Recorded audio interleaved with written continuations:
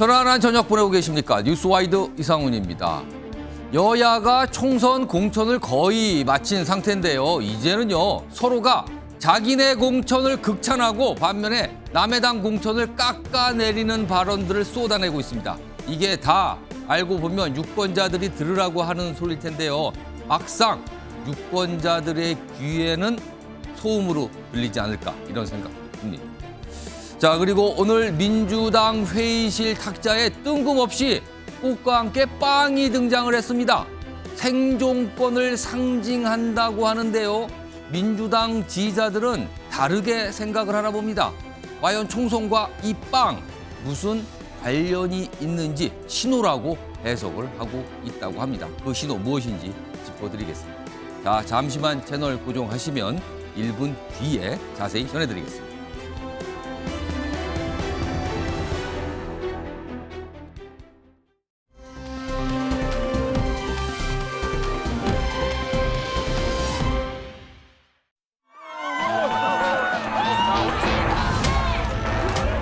했다는 사람이 중위소득밖에 일 못하겠다는 그건 고맙습니다. 민주당 의회 권력이 이 수원을 굉장히 오랫동안 석권하면서 장악해 왔습니다. 그동안에 이 수원에 해준 게 뭐가 있습니까? 어머니! 성남은 대한민국의 역동적인 성장을 그대로 보여준 상징적인 곳입니다.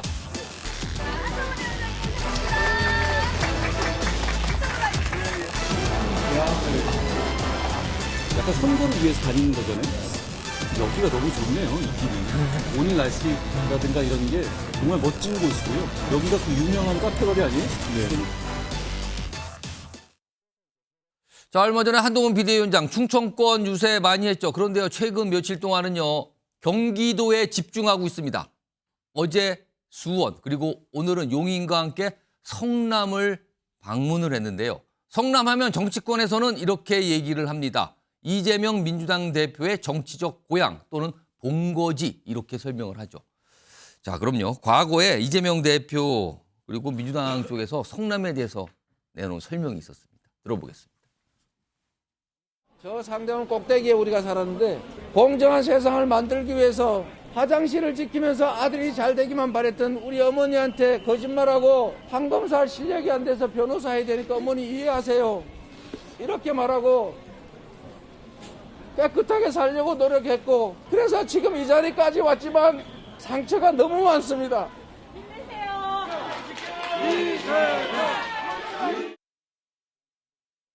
25년 정도 우리랑 함께 살아온 우리의 이웃 이재명입니다. 이재명 후보는 주소가 분당구 순회동입니다. 우리 분당 주민들한테 많이 알려주십시오. 자, 민주당에서 이렇게 설명을 했던 이 지역, 성남. 성남의 이제 구시가지와 분당. 오늘 한동훈 비대위원장이 방문했습니다. 그 모습도 영상으로 들어와 있거든요. 확인해 보겠습니다.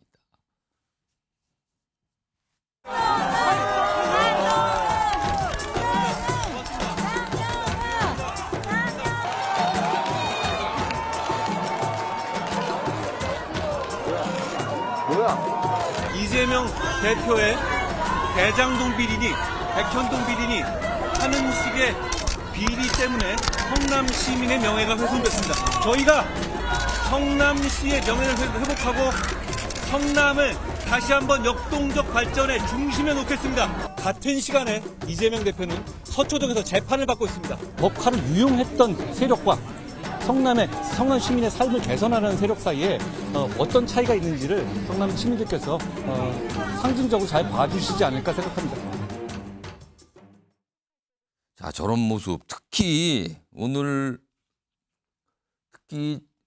분당, 성남 분당을 방문하면서요. 이재명 대표의 원래 집이 있었던 양지마을 이렇게 알려져 있거든요. 거길 또 찾아갔어요. 이게 일부러 잡은 건지 아니면 잡다 보니까 그런 건지 모르겠는데 윤주진 퍼블리스코스 대표. 예. 오늘 성남 일정에 영상으로 좀 확인해 봤는데 오늘 이재명 대표는 재판에 출석하는 날이었어요. 예. 그런데 그날 한동훈 비대위원장이 성남에 가서 자당 후보들을 만나고 특히 이재명 대표의 어떤 재판 관련된 얘기까지 꺼내놓은 상황이었어요. 이거 일정이요. 우연히 이렇게 성남 일정이 잡힌 걸까요? 아니면 좀 다 봐가면서 의도를 갖고 일정을 잡은 걸까요? 저는 의도를 갖고 잡았다고 생각하지 않는 것이 이재명 대표가 지금 한 달에 한 5번 정도 재판 나가야 되거든요. 재판을 안 나가는 날을 잡는 것도 쉽지 않은 일입니다. 그러니까 잡다 보니 예. 워낙에 재판을 자주 나가다 보니까 오늘 딱 마침 걸려든 것 같고 예. 최근에 이제 한동훈 비대위원장이 경기도권을 쭉 돌면서 이 수도권 표심에 호소를 하고 있기 때문에 예. 마침 이제 오늘이 또 이제 금요일이었잖아요. 수원은 100만이 넘는 거대 인구가 사는 최대 경기 남부권 도시이기 때문에 오늘 딱 금요일을 맞춘 것 같은데 마침 또 이재명 대표가 재판을 받는 날이어서 묘하게 그 상대적으로 대조가 되는 그런 모습이 오늘 연출된 것 같습니다. 오늘 방금 화면에 지나간 게 있어요. 오늘 성남 일정 중에 자세히 나온 게 있는데 그것 좀 한번 불러오죠. 윤준희 대표. 저기 뭐 성남이라고 돼 있잖아요. 오늘 용인 일정 있었어요. 성남도 가고 용인 갔는데 지금 아마 용인 일정을 지금 뭐 네. 하고 있을 텐데 그 네. 앞서 성남인데 여기 보시면 무슨 중앙시장 사거리, 단대 오거리 여기까지는 저 성남 구시까지 일정이었어요. 근데 분당으로 넘어와서 양지마을 그다음에 뭐 근무행복시장 있는데 특히 양지마을이요. 여기. 네. 아까 김병우 의원이 설명한 여기가 이재명 대표의 원래 자택이 있었던 곳이거든요. 여기는 그렇죠. 이건 일부러 간 거 아닐까요, 혹시? 상징성이 좀 있겠죠. 양지마을이라는 곳 자체가 이제 이재명 대표의 어떤 본인이 살던 곳이고 또 어떻게 보면 정치가 시작된 어떤 발원지라고 보기 때문에 예. 여기에 가서 이재명 대표는 지금 재판을 받고 있고 나는 이곳을 찾아서 여러분들에게 표심에 호소하고 있다. 예. 이런 목소리를 내면 아무래도 그 이재명 대표의 어떻게 보면 정치적 고향이라고 할 수 있겠죠. 예. 정치적 고향에서 이재명 대표에 대한 이른바 야당 심판론을 외친 것이라고 봐야 되겠습니다. 아무튼 오늘 이런 모습이 있었고요. 그리고요, 어제 오늘 경기도에서 보낸 일정 그 지도 좀 다시 한번 보죠. 아까 영상에 살짝 섞여 들어갔는데 이거예요. 어제는 수원. 근데 사실 수원은 앞서서도 한번 방문했는데 또 간 거예요, 지금요. 그리고 오늘은 성남 용인. 박원석 전 의원님, 연 이틀 경기도 일정이에요. 그것도 굉장히 큰 도시 지금 방문하고 있는데 이거 어떤 생각을 하면서 이 일정을 짰다고 보십니까? 그러니까 지금 수원, 성남, 용인이 인구 100만이 넘거나 육박하는 예. 경기 남부권의 대도시들입니다. 많은 의석이 몰려 있기도 하고 지금 수도권 의석 중에 가장 많은 의석을 갖고 있는 게 경기도고 또 국민의힘의 열세 지역입니다. 아직까지도 여론조사 평균적인 그 수치로 봤을 때. 예. 그래서 여기서 뭔가 반전을 만들어내야 음. 수도권 승리를 만들어낼 수 있다. 이런 전략적인 판단이 하나 담겨 있는 것 같고요. 사실은 공천도 굉장히 신경 썼습니다. 특히 이제 경기 남부권 탈환의 예. 중심지를 수원으로 보고 수원. 공천에 굉장히 심혈을 기울였어요. 예. 그래서 뭐 전 그 산업부 장관이었던 박문규 장관도 이쪽으로 내려보내고 또 영입한 이수정 교수도 내려보내고 전 국세청장도 공천하고 예. 지금 이제 수원 같은 경우에 5개 전 지역이 민주당이 석권했는데 지난 총선에서 예. 이번에 수원을 시작으로 반전을 만들어서 경기 남부권부터 경기도의 판세를 바꾸겠다 이런 이제 전략이 선 것 같아요. 그래서 예. 이제 자주 저기를 방문하고 있는 것 같고 대규모 공약도 발표를 했습니다. 특히 이제 그 1호선 지하화 같은 거는 예. 어마어마한 국비가 들어가는 큰 국책 사업인데 철도 지하. 그렇죠. 그래서 그거를 이제 수원 가서 발표를 했단 말이에요. 그런 것도 이제 표심에 호소하는 그런 일련의 짜여진 전략을 가지고서 행보를 예. 하고 있다. 이렇게 보면 될 것 같습니다. 그러니까 국민의힘에서 여당에서 판단하기에 경기도가 굉장히 어려운 곳이다. 전력 투구를 해야 된다. 이런 얘기가 나오거든요. 그러면서 향후에도 한동훈 비대위원장이 아마 수도권 특히 경기도에 많은 일정을 보낼 거라는 전망까지 나오는 상황인데요. 이와 관련돼서 지금부터 조금 더 깊게 들어가서 분석을 좀 해볼 텐데 우선 오늘 나온 지지율 조사 결과가 있는데 정당 지지율 조사예요. 한번 보겠습니다. 여기 보시면 뭐 밑에 있는 작은 정당들 지지율은 한 자릿수를 기록하면 붙어 있고요. 뭐 무당층 중간쯤에 있는데 맨 위쪽에 국민의힘과 더불어민주당이 있는데요. 최근 한 달, 그러니까 지금 3월 첫 주 조사가 나왔는데 한 달 정도 지금 이 그래프거든요. 보시면은 더불어민주당과 국민의힘 격차가 좀 있어요. 앞서 한 달 정도에는 비슷비슷하게 갔지만 지금은 오차 범위 내지만 격차가 좀 벌어지고 있는 상황이 있습니다. 지금 37, 31 이렇게 지금 기록하고 있어 좀 벌어져 있죠. 물론 엄격히 통계적으로는 오차 범위 안에 있습니다만 저런 모습이 좀 지속되고 있는데 이게 전국 평균 지지율입니다. 지금요. 그런데요. 조금 좁혀서 지역별로 좀 보죠. 다음 보겠습니다. 자, 여기 보시면 몇 가지 지역이 있는데 이른바 대구 경북 지역과 호남 지역은 워낙 두 정당의 텃밭이니까 이거는 글쎄요. 뭐 워낙 예상대로 있습니다. 그런데 여기 보시면 전체는 국민의힘이 37, 민주당이 31인데요. 서울을 보면은 국민의힘이 많이 앞서죠. 그리고요. 충청 지역도 조금 앞섭니다. 여기도 약간 우세를 보이고 있어요. 그리고 부울경, PK 지역도 많이 앞서죠. 그런데 눈에 띄는 게 수도권입니다. 인천, 경기, 특히 경기 지역. 지금 인천, 경기 합해서 수도권인데 30, 37 이렇게 민주당이 여기는 크게 앞서요. 저러면 저 정도면 격차가 좀 나는 건데 이와 관련해서 수도권 관련해서 국민의힘 여당 입장에서 수도권 관련해서 약간 걱정하는 목소리가 계속 내신 분이 있는데 최근에도 냈어요. 들어보겠습니다. 강서구에 보궐선거 때 패배했을 때보다는 예. 어느 정도 좀 나아진 면은 있습니다. 그렇지만 아직까지 안심할 단계가 못 되는 것이 지금 현재 아직 공천이 다 끝나지를 않았습니다. 자, 송영훈 국민의힘 법률 전문위원. 전체적인 지지율 상승세예요. 그리고 좀 민주당과 격차를 좀 벌리고 있는 상황인데 특히 경기도는 정말 힘든 곳인가요? 국민의힘에? 경기도에서 이렇게 지지율이 뒤진 것이 어제 오늘의 일은 아니죠. 상당히 오래됐고 그다음에 특히 이제 서울과 경기의 그 표심의 탈동조화 현상 이것도 어제 오늘의 일이 아니고 사실은 서울 쪽에는 앞서 가고 있단 말이에요. 근데 경기도는 과거와 그냥 똑같아요. 그렇습니다. 그 탈동조화 현상이 어제 오늘의 일이 아니고요. 특히나 이제 국민의힘이 과거 미래통합당 시절에 2020년 총선에 경기도 성적이 워낙 안 좋았기 때문에 그 부분이 뭐 하루아침에 바로 회복되기로 기대할 건 어렵습니다. 그럼 서울하고 경기도는 왜 다른 현상이 나타나는 겁니까? 그거는 이제 여러 가지 요인이 복합적으로 있죠. 그 서울에 이제 집값으로 인해서 서울에서 경기도로 많이 이주를 하면서 그런 부분에 유권자 구성이 달라진 것도 있고 그다음에 국민의힘이 이제 지난번 총선에서 패하면서 그 당세가 경기도에서 약화된 것이 뭐 하루아침에 잘 회복이 안 되는 것 같습니다. 그런 점들이 복합적으로 있는데 이런 경우에는 사실 정당 지지율을 뭐 한 번에 앞서서 뒤집으려고 하면 안 되고 거점 선거구들을 잘해야 됩니다. 그러니까 개별 선거구들 중에 될 만한 곳들의 당력과 화력을 집중해서 그런 곳들에서 이제 인물 대 인물로. 그럼 지금 수원, 성남, 용인을 방문하는데 거기가 거점입니까? 그렇습니다. 뭐 수원에 5석, 성남에 4석, 용인에 4석. 그러면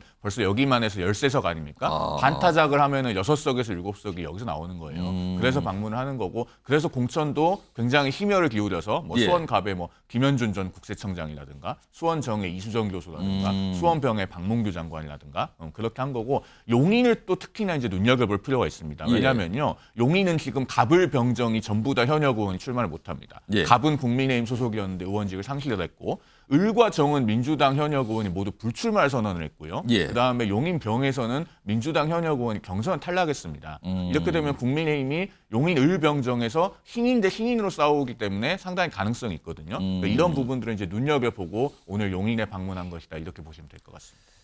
경기도가 최근에 선거가 조정되면서 의석이 더 늘었어요. 지금 60석, 60석입니다. 60석을 갖고 있는 곳이에요. 지금 경기도 하나만요.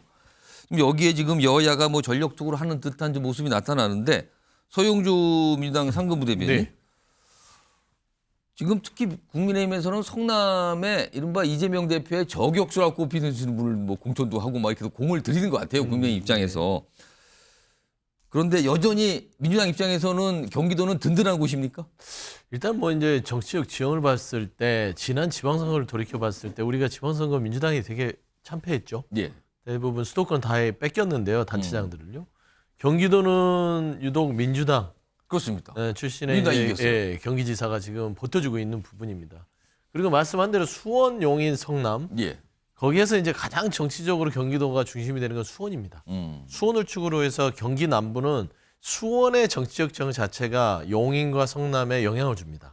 그래서 저는 수원에 공을 많이 들이는 이유들은 전략적 포석이 있다고 보는 것이에요. 그다음에 이제 성남 같은 경우는 아까 뭐 우연히 갔다고 하지만 다 이것도 이재명 대표의 재판일에 맞춰서 일부러 했다고 보십니까? 그렇죠. 비어 있는 장소에 가서 흔들어 대는 거예요. 뭐 재판 일정이 루틴하게 있기 때문에 그거 파악하는 거 어렵지 않고요. 그렇죠. 재판 일정은 잡혀 있죠. 미리. 그럼요. 그러니까 그걸 보고 들어가서 지금 한번 성남판을 흔들어 보겠다. 그다음에 용인은 말씀한 대로 지금 현역 의원들이 민주당 내에서 여러 가지 교체와 또 이제 경선 결과에 있어서 신인들이 대거 들어오면서 예.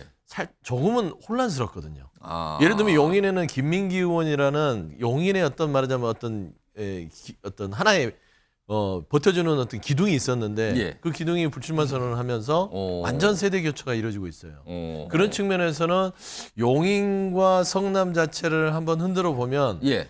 지난 21대에 말한 대로 지금 60석이지만 59석이 경기도입니다. 예. 이 중에 민주당이 51석을 얻었고요. 거의 대부분을 가져간 거잖아요. 그다음에 정의당이 그러면. 1석을 해서 예. 52석이고 국민의힘이 7석에서 아주 열악한 지역입니다. 그래서 여기에서 나름대로 좀 이 세 곳을 흔들어서 선전을 하게 되면 수도권 지금 서울의 이제 여론상으로는 예. 본인들이 나름대로의 그 벨트 전략 자체가 먹혔다고 판단하는 선에서 예. 경기도를 한번 들어보자. 라고 지금 움직임이 있는 것 같은데요.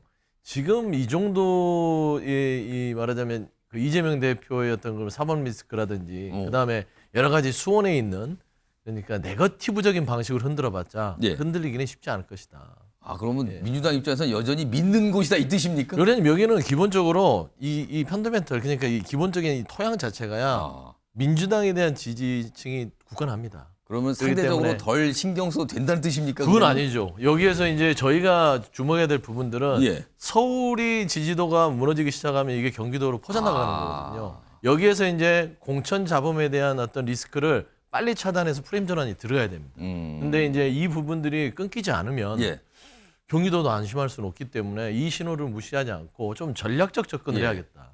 좀 그런 말씀 좀 드리겠습니다. 총선 앞두고 정당 지지율 모습에서 서울과 경기가 탈동조와 달라지는 모습, 다른 길을 가는 모습이 지금 숫자상으로 보이고 있거든요. 이런 거에 대해서 지금 정치권 전문가들이 많은 분석들 좀 하고 있습니다. 물론 이제 그러면서 각 당이 대책도 논의하고 있는 거죠.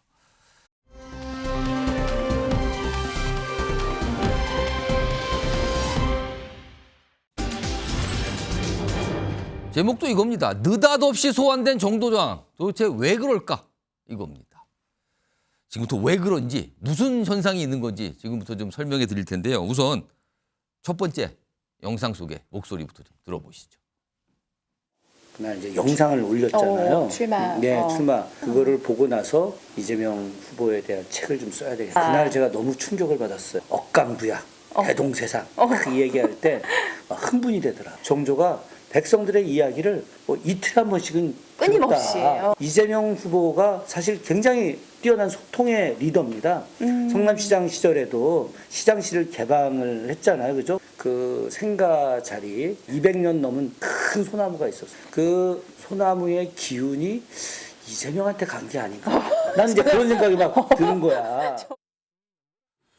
자, 지금 방금 영상 속에 등장했던 인물이 민주당의 수원정 후보죠. 김준혁 후보인데 박광원 전 원내대표 중진이었잖아요. 경선을 통해서 여기를 이겼어요. 근데 그 과정에 여러 가지 얘기가 좀 있었거든요. 그런데 과거에 이재명 대표를 정조대왕에 비유하는 얘기를 꺼냈고요. 다음 화면 보겠습니다. 책도 썼는데 그런 맥락의 책이에요. 여기 보면 일단 2021년에는 이재명 생가 앞에서 200년 넘은 소나무 기운이 이재명 대표한테 간 게 아닌가. 이런 얘기도 한 게 있고요. 그리고 책을 썼는데 정조와 이재명 지사 모두 개혁 열망을 가진 리더다. 그러면 결국은 이재명 대표는 정조 이렇게 되는 책. 책 제목이 저 아래 작게 나와 있잖아요. 지금요. 이재명에게 보내는 정조의 편지. 이런 제목의 책을 쓰면서 저런 내용을 달았다는 거예요. 박원석 전 의원님. 예. 지금 이게 정치권에서 얘기가 나오는 게 이런 책을 쓰고 내용이 알려졌잖아요. 그리고 이재명 대표를 굉장히 극찬을 하는 내용이고 그리고 강력히 지지한다는 내용이잖아요. 이런 게 강성 지지층의 열렬한 지지를 받았다. 그래서 이번 경선에서 뭐 거의 1%포인트 안 되는 격차, 뭐 3표 차라고도 알려지는데 그 격차로 이긴 거잖아요. 그래서 이런 덕분이다라는 시각이 있는데 이건 좀 어떻게 보십니까? 영향을 안 미쳤다고 보기 어렵고요. 영향을 미쳤을 거고 저 김준혁 후보는 이제 대표적인 원외 친명 인사입니다. 예. 저분이 이제 한신대 교수인데 정조 연구자예요. 그래서 개혁군주로서 정조의 이미지를 이재명 그 대표한테 투사시켜서 이제 그런 식의 원래 공부는 정조 대왕에 대한 공부를 하신 맞습니다. 분인데 예. 중간에 이제 책을 썼을 때 그걸 이재명 대표에 약간 비유를 하고 거의 같은 급의 인물이 아닌가 이렇게 얘기를 했다는 겁니까? 예, 그러면? 이제 그런 식의 이제 이미지화를 계속 했던 거죠. 지난 대선 때부터.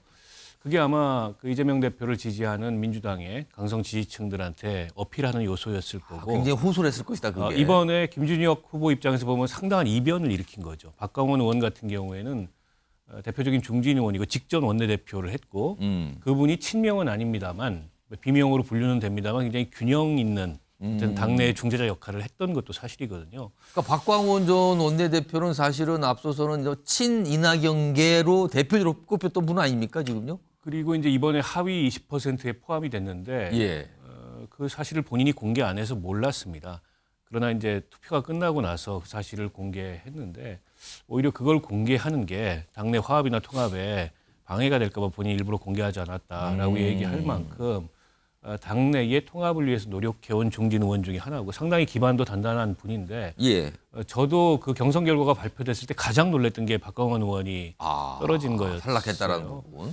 그러니까 그만큼 지금 민주당 내부의 이 경선의 구도랄까요? 예. 이런 게 약간 기울어진 운동장 같은 그런 구도에서 경선이 이루어지고 있고 이른바 이제 강성 지지층들 중심의 결집이 강하게 이루어진 상태에서 경선이 진행되고 있고 그게 수원뿐만 아니라 곳곳의 경선 결과에서 확인되는 게 아닌가 싶습니다.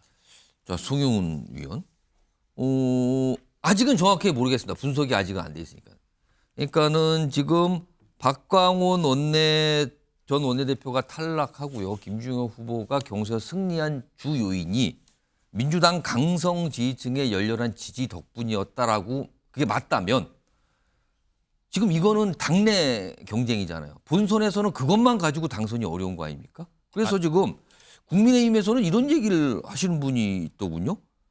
박광원 전 의원이 경선에서 탈락하자 이게 국민의힘 입장에서 오히려 호재다. 이런 얘기를 하시는 분인데 그게 무슨 말입니까?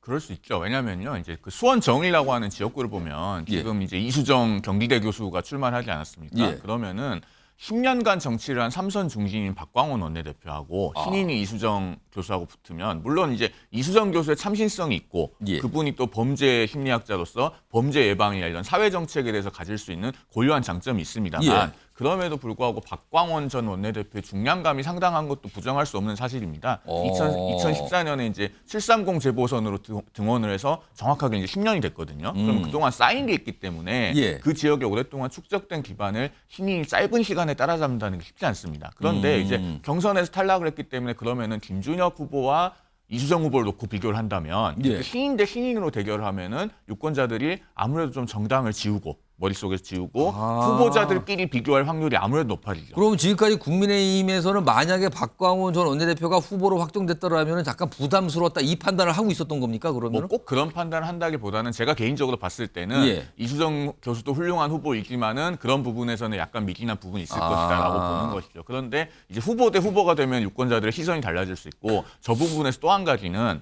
경선이 지금 뭐 0.15% 차이였다고 하지 않습니까? 저렇게 치열한 경선이 있고 더더군다나 하위자로 분류돼서 감산된 결과라고 하면은요. 저 지역에서 민주당 조직 내의 화학적 결합이 잘 될 것인가 그 부분도 사실 눈여겨볼 포인트입니다.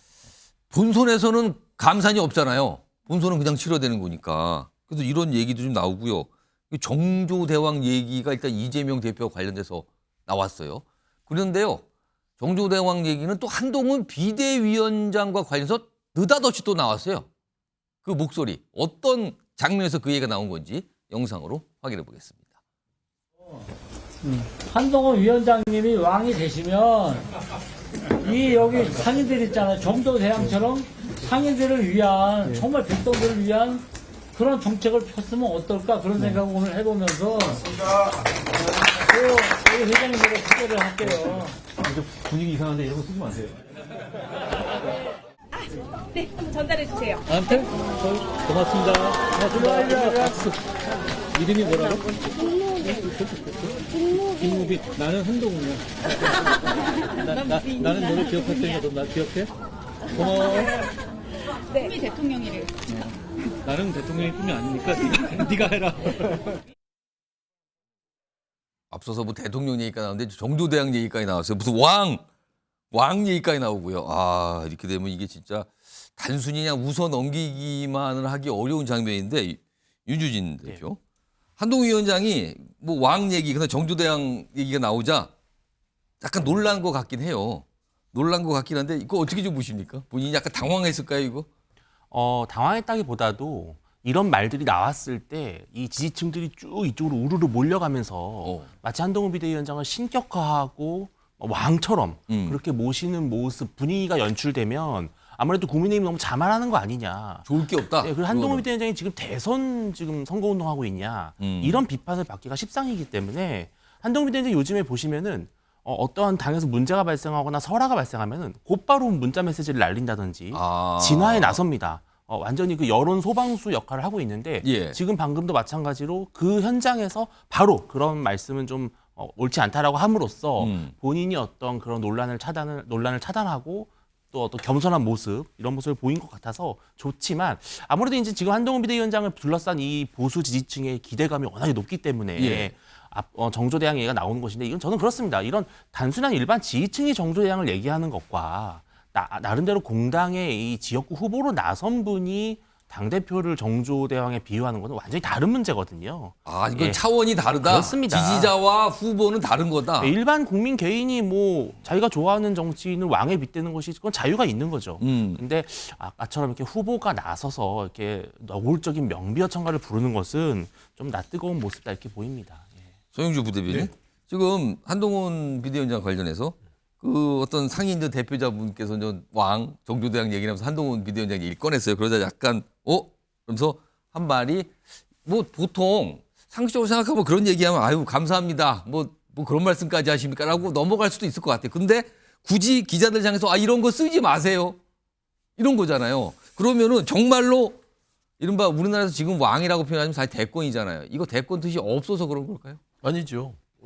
말하자면 윤한 갈등이 지금 말하자면 잠깐 멈춰 있는 상황에서 본인이 지금 미래 권력으로서 왕 타령을 하면 뭐 이게 뭐 제법에 관심이 있냐 아까 말한 대로 그런 얘기 듣고 나서 너무 뭐 미소를 짓거나 약간 그렇죠. 뭐 화난 모습을 너무 보인다면 그 자체가 너무 부담스럽다. 그렇죠. 그러면 용산에서 또 보고 있을 것이고 그러면 또 괘씸죄에 걸릴 수 있다. 그래서 일단 갈등을 봉합된 상황에서 지금 총선을 치르는 입장에서는 본인이 미래 권력으로 드러나는 것들을 굉장히 부담스러워할 거예요. 그리고 이거를 막 뭐 이제 기자들한테 쓰지 말아달라 할 필요도 없어요. 쓰지 말라 그러니까 그걸 썼어요. 그러니까요. 그러니까 말하자면 자기 속내를 들켰는지 모르겠으나 그 민주주의 국가에서 지금 왕 타령하는 걸 보면 이 윤석열 대통령의 지금 국정운영 스타일이 왕인가? 라는 생각이 저는 들어요. 저는 왕 하면요. 저는 이 민주주의 국가 들어오고 나서 저 대통령을 왕이라고 생각한 적이 없습니다. 뭐 국민의 어떤 맡겨진 어떤 그 권한을 위임받아서 국정을 운영하는 하나의 대표자인 것이죠. 근데 이 윤석열 정부 들어서 왕 타령이 계속 나오는 걸 보면 국정 운영 스타일이 왕처럼 하는구나. 그다음에 손바닥 왕자밖에 생각이 안 나요. 예전에 윤석열 대통령 대선 후보 때 손바닥에 왕자에서 토론했던 그 생각만 있기 때문에 결코 저런 발언들이 한동훈 비대위원장한테는 좋은 단어도 아닐 거예요. 그래서 저는 이게 이제 수원이 정조대왕의 어떤 중심이 된 화성행궁도 있고 여러 가지 어떤 교수 시민들은 정조에 익숙하기 때문에 그런 말들이 툭툭 튀어나오는 것 같고요. 최근열 저기 이제 시장연합회 회장도요. 그 지동시장이 바로 그 행궁 바로 앞에 있습니다. 그러다 보니까 이제 그런 아무래도 그렇게 익숙한 단어들을 쓰지 않았냐. 좀 그렇게 생각합니다. 그러면은 소영주 부대변인. 앞서서 김준혁 후보는 이재명 대표를 정조 대왕에 비유를 했어요. 이건 어떻게 봐야 됩니까, 그럼? 그거는 이제 참 본인의 선택이죠. 그러니까 또 그분은 김준혁 교수 같은 경우는 이재명 대표가 정조 대왕처럼 어떤 개혁을 앞장서서 하는 사람으로 봤을 수도 있어요. 그런데 이게 국민 모두가 동감하는 것이냐? 라는 것은 또 다른 문제인 것 같고요. 그러니까 저는 좀 이게 논외로 말씀드리면 수원정에서의 그 김준혁 교수와 이제 박강원 의원과의 경선 붙이는 거 수원에서 유일했습니다. 경선이요. 나머지는 다 그냥 단수입니다. 이런 전략적 선택을 왜 당했을까? 왜냐하면 이미 이수정 교수가 국민의힘에서 최초로 내려 보낸 데 아닙니까? 예. 이미 후보가 정해져 있어요. 이미 뭐 굉장히 빨리 정해졌어요. 그렇죠. 그리고 이수정 교수는 자체에 여러 가지 인지라든지 네임드라든지 이런 게 있는 상황에서 이 수원정이라는 지역이 미칠 선거 영향 예. 이걸 전략적으로 판단해야 되는데 그런 고려 없이 예. 경선을 통해서 김준혁 교수를 후보로서 냈다. 저는 이번 공천 여러 가지 할 얘기가 있지만 박강원 의원 전직 원내대표에게 단수 공천의 지혜를 주지 않고 전략적으로 판단하지 않은 것은 민주당이 두고두고 후회할 수 있는 일이지 않았을까라는 좀 개인적인 생각을 가지고 있습니다. 정조대왕 질문을 드렸더니 살짝 비껴나가셔서 또 후보 관련된 뭐 경선 과정 얘기를 또 설명을 추가로 해주셨습니다. 알겠습니다. 갑자기 위인 중에 한 분인 정조대왕에 이제 비유했는데 뭐 야당 대표 그리고 여당의 비대위원장과 관련해서 정조대왕 이런 얘기가 나와서 좀 많은 분들의 귀를 좀 잡았습니다. 그래서 좀 소개해드렸습니다.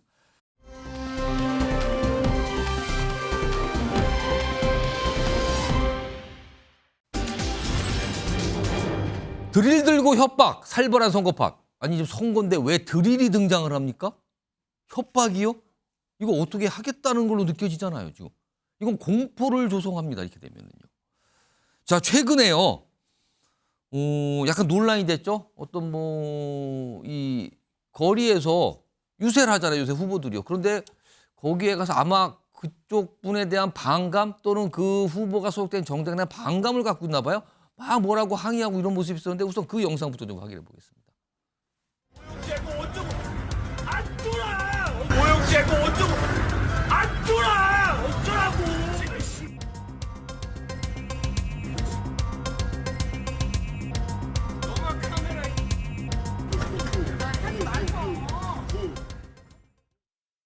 자, 이제 국민의힘 서울 도봉가 후보와 관련돼 있는데요. 이렇게 인사를 하는데 뭐 부부가 나와서 이제 유세하고 인사하고 있는 과정에서 래퍼로 알려주신 분이 막 항의를 했다는 거예요. 강하게. 여기 이제 약간 좀 크게 문제가 됐었죠. 근데 이제 이 후보는 이런 건 다 선처 바란다. 뭐 이런 건 좀 그냥 지나갔으면 좋겠다. 뭐 이렇게 해서 좀 넘어가는 분이긴 하지만 뭔가 강한 반감을 갖고 거기다 항의를 한 거예요. 그러니까 아마 본인은 정치적으로 동의할 수 없다. 그 후보와 뭐 이런 생각이 같은데 저런 모습이 일단 있었어요. 근데 저렇게 지금 저기 앞에 빨간 잠바를 입은 게 후보거든요. 그 앞에는 부인으로 좀 보이는데 그 앞에서 뭐라고 항의를 했나 봐요. 근데 이제 저런 일만 해서 사실 후보 입장에서 약간 움찔을 하잖아요. 근데 이런 모습이 있었는데요. 그런데다가 다음 좀 보겠습니다. 이건 인천에서 있었어요. 원희룡 전 장관, 지금 인천 계양을 국민의힘 후보인데요. 폭행 협박당했다 이런 얘기를 꺼냈거든요. 그리고 무슨 어떤 남성이 협박을 했다. 일단 이런 얘기인데 이와 관련된 영상이 CCTV에 잡혔다 그러네요. 이거 좀 보겠습니다. 지금요. 이게 지난 7일 있는 모습인데요. 좀 여러 가지 모습이 있는데 뭐가 좀 얘기가 꺼내고 있나 봐요. 지금요. 뭔가 얘기를 하고 있는데 저 과정에서 무슨 일이 좀 벌어졌다 그러네요. 여기 좀 보겠습니다. 뭐 무릎으로 치는 것도 있고요.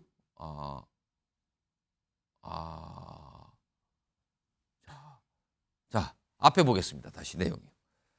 일단 영상이 잡혔는데요. 요 내용은 송영훈 의원께서 설명 좀 해주세요. 무슨 일이 있었던 거예요, 지금요, 인천에서? 그 널리 알려져 있다시피 이제 축구 선수 이천수 씨가 원희룡 후보의 후원회장을 맡고 있죠. 그리고 이제 후원회장만 맡고 있는 게 아니고 이제 예비 후보가 같이 다닐 수 있는 그 선거 사무원으로 아마 등록을 한 것 같습니다. 뭐 같이 항상 다녀요. 그리고 저렇게 해서 이제 그 원희룡 후보의 어떤 이목을 끄는 데도 많은 도움을 주고 있는데 그런 상황에서 한 시민이 접근해가지고 이제 악수를 하는 것 같이 하더니 무릎으로 가격을 했다는 거 아닙니까? 그리고 아까 지금 CCTV에서 보면 무릎을 이렇게 툭 올리는 장면이 친 거네요. 그렇습니다. 무릎으로 가격을 했다는 거고 그다음에 또 같은 날 오후에는 그 드릴을 든 남성이 뭐 와이프하고 아이가 어디에 사는지도 다 알고 있다 이러면서 협박을 했다 그런 내용도 있고요. 그래서 드릴을 들고 협박을. 그렇습니다. 당신 어디 사는지 다 알아 누군지 이런 얘기를 했다고요? 예, 그래서 지금 이게 참 심각한 상황인 것 같고요. 우리가 연초에 이제 이재명 대표의 피습, 또 배현진 의원의 피습 이런 일을 겪지 않았습니까? 그래서 또 선거 관련 테러가 다시 재발되는 것이 아닌지 굉장히 우려가 크고 이 대목에서 하나 좀 말씀을 드리면 우리 공직선거법에 선거의 자유 방해죄라는 게 따로 있습니다. 그래서 그 선거 관계자 등 폭행죄라는 게 있고요. 폭행만 처벌되는 게 아니고 뭐 협박도 처벌되고 그렇습니다. 이게 법정형이 굉장히 높습니다. 10년 이하의 징역. 또는 500만 원 이상 3천만 원 이하의 벌금으로 처벌하게 돼 있고요. 이건 이제 일반 폭행하고 달라서 선거 관계자를 폭행을 하면 합의를 해도 처벌 대상입니다. 예, 그래서 이런 거를 좀 잘 숙지를 하시고 혹시라도 그 어떤 후보나 선거 운동은 싫더라도 폭력 행위로 나아가는 일이 없도록 그렇게 하는 것이 필요하다는 말씀 드립니다. 지금 이와 관련돼서 어떤 움직임이 있는데 다음 또 화면 좀 보겠습니다. 지금 보면은요, 경찰 쪽에서 이게 무슨 일인지 보고 있어요. 뭐 폭행, 협박 이런 일이 있었으니까 경찰 신고가 접수됐고요. 일단 누가 그랬는지 파악하는 단계 이렇게 있다고 그럽니다. 물론 아까 이제 무릎으로 이거 뭐라 그럴까요? 니키라 그럴까요? 물론 이게 가볍게 친 것 같긴 하지만 후보나 후보를 지지하시는 분, 어떤 후보자 이렇게 손을 대면 안 되는 거거든요. 이건 절대로. 근데 뭔가 좀 저게 글쎄요, 협박을 한다, 드릴로 이런 일까지 있는데 일단 이런 모습이 있어서 많은 분들이 걱정을 좀 하고 계시고요. 자, 그리고요, 어제입니다. 한동훈 비대위원장 수원 방문 때 유세를 했잖아요. 뭐 얘기를 하고 연설하는 와중에 어떤 분이 등장을 했다라고 또 이것도 여러 가지 얘기가 되고 있는데 그 모습도 좀 확인해 보죠. 가짜뉴스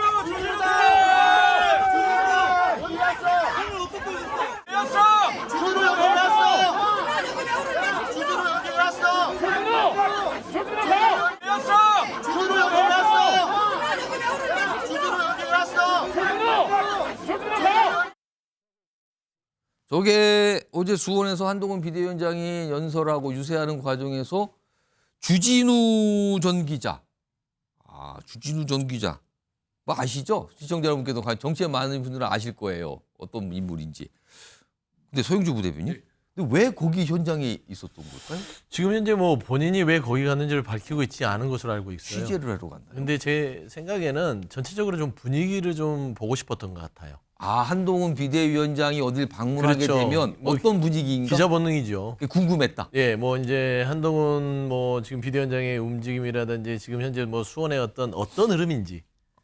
예, 그래서 제가 봐서는 주진우 전 기자가 결국에는 뭐 또 유튜브 같은 것도 이제 개설해서 해야 되고 본인도 출연해야 되고 현장에 가서 요즘에 이제 유튜브를 하더라도 뭔가 취재를 해서 얘기를 하게 되면 뭔가 생동감이 있잖아요. 그렇겠죠. 예, 저는 그런 차원에서 아마 현장 확인차 한번 가봤던 것 같은데. 근데 거의 지금 그래도 쫓겨나듯이 나갔어요, 지금. 봉변을 당하는 모습을 보면서 아까도 이제 뭐 이 선거 관련해서 이천수 씨도 그렇고 인천 계양에서 그다음에 있었던 모습. 도봉에 이제 이제 김모 제가 봐서는 김재섭 그 후보 같은데. 도봉갑이 이제 국민의힘 후보입니다. 그런 것 같은데 이런 모습들이 그 이재명 대표에 대한 피습 사건까지.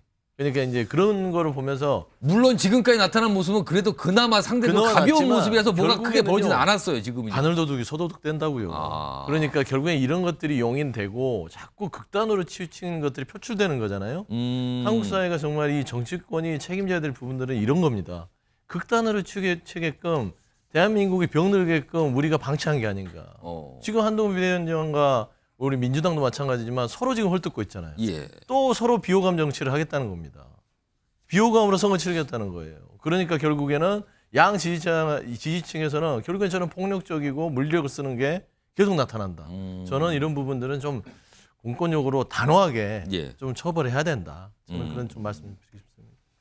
윤주진 대표는 주진우 전 기자가 진짜 뭔가 좀 분위기를 알고 싶어서 갔다고 보시니까 또 사실은 거기에서 이제 한동훈 비대위원장이나 국민의힘을 지지하시는 분이 많이 있었겠죠. 그러니까 굉장히 약간 흥분 상태에서 약간 쫓기듯이 저렇게 나가버렸거든요. 지금요. 일반적인 유권자 지지층 중에 다소 이제 과격한 성향을 갖고 있거나 폭력적 성향을 가지고 있는 사람이 현장에서 돌발 행동을 하고 또 폭력을 사용함으로써 그런 분위기를 험악하게 만드는 것과 지금 전국적으로 사실 주진우 기자는 많이 알려져 있는 분이잖아요. 누가 보더라도 주진우 기자면 알지 않겠습니까? 주진우 기자 같은 분이 굳이 본인이 불청객이 될 게 뻔한 그런 곳에 가서 예상은 할 수 있었다, 그거를. 저는 노렸다고 봅니다. 물론 주진우 기자에게 그렇다고 해서 폭력을 행사한다든지 그 현장에서 막 내쫓듯이 하는 것 또한 전 잘못이라고 봐요. 그렇죠. 자유가 있어요. 그런데 사실 우리가 양 후보 측의 그 지지하는 진영을 가보면 분위기가 상당히 과열돼 있거든요. 주진우 기자가 여기에 나타나면 당연히 지지층 입장에서는 불쾌하고 뭔가 꼬투리라도 잡으려고 왔나 그런 의구심이 들 수밖에 없지 않습니까? 저는 주진우 기자가 분명히 내가 가면 분명히 극렬 지지층이 나를 좀 거칠게 밀어낼 것이고 그런 모습이 오히려 상대 국민의힘에게 되게 부담을 줄 것이다. 저는 그러한 계산 때문에 갔다는 의구심이 없다면 굳이 왜 저 자리에 가서 이런 소란을 나오게 했는지 저는 좀 이해가 되지 않습니다. 뭐 윤주인 대표 이제 개인적인 판단인데 모르겠습니다. 뭐 아무튼데 뭐 엄격히 따지면은요 그런 뭐 본인이 어떤 의도를 갖든 근데 그런 현장에 갈 수 있는 건 누구나 갈 수 있는 거고요. 그렇죠. 누구나 들을 수 있는 거 거기에서 누구에게 물리적으로 뭘 가하거나 아니면 강요를 하거나 협박을 이건 절대 안 되는 겁니다. 어떤 상황에도 그건 안 되는 거예요 지금요. 근데 이런 모습이 조금 나타나고 있어요. 뭔가 반복적으로 보이거든요 지금요. 제가 한 가지 말씀드리면 특정 일단 또 되게 군소 매체 중에 이른바 응징 취재라고 해서 그 특정 후보나 정치인을 따라다니면서 괴롭히는 식의 취재를 하는 언론들이 있어요. 그거는 정말로 오히려 그 현장을 더 험악하게 만들고 폭력을 유발할 수 있는 그런 행동이기 때문에 저는 좀 자제했으면 좋겠습니다. 근데 저는 이거를 주진우 기자를 탓을 하는 것은 너무 이거는 일반 상식에는 맞지 않은 것 같아요. 설사 주진우 기자가 그런 응징 취재를 한다 하더라도 저는 폭력적인 모습으로 대응을 한다. 그리고 그 폭력을 예측해서 폭력을 유발하러 갔다? 그건 아니죠. 물론 폭력적으로 대응한 건 저는 잘못됐다. 그렇죠. 저는 그건 분명히 그러니까 인정합니다. 기본적으로 누가 가더라도 마음에 안 드는 사람이 있어도 야유도 안 되지만 일단은 그가 어떤 현장에 가서 기자로서 어느 곳이든 가서 취재할 수 있는 거 아니겠습니까? 뭐 들어보세요 할 수 있을 것 같은데요. 그러면 그냥 보는 거예요. 그리고 나서 이 사람이 기자로서 정당하지 못한 기사를 썼다거나 이럴 때는 항의를 하거나 거기에 비난을 받을 수 있겠죠. 저는 좀 그렇게 설명드리고 싶습니다. 자 그리고요 다음 준비된 영상 속에 등장하신 분은요 약간 연예인들 얘기하면서 약간 겁을 먹고 있다 연예인들이 그런 얘기를 좀 꺼내놓습니다. 들어보시죠. 이용준 때문에 힘 있는 변화 그리고 서대문이 인사드리세요.